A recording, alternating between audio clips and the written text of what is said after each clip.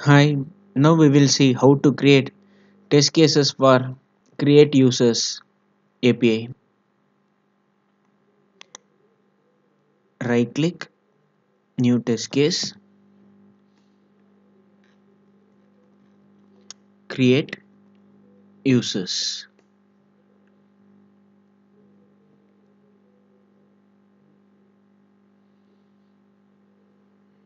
Our test case is created. We can see both manual and script method here. In manual method, we are going to add web service keyword send request and we are passing the object. Here we are passing create new user object and I am selecting OK. I am clicking this OK button and I am going to script mode. Here I am assigning or defining one variable def space create user create user is equal to and I am saving it and I am adding this verify status response code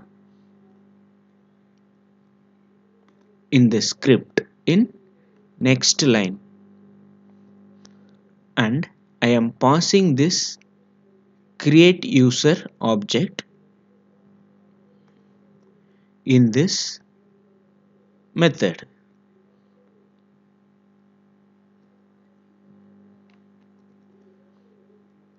and I am verifying its status response code is 200 or not.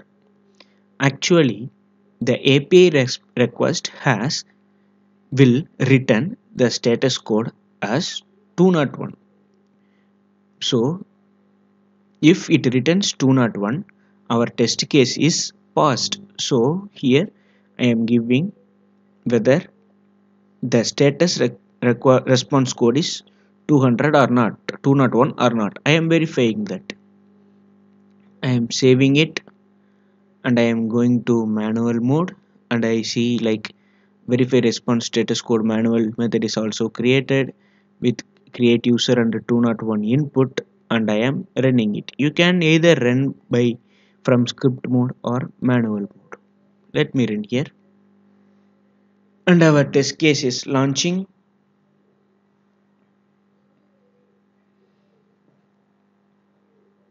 It begins to run. Let us wait for a few seconds to see the result.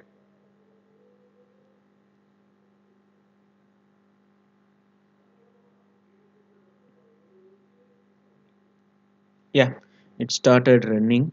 Here you can see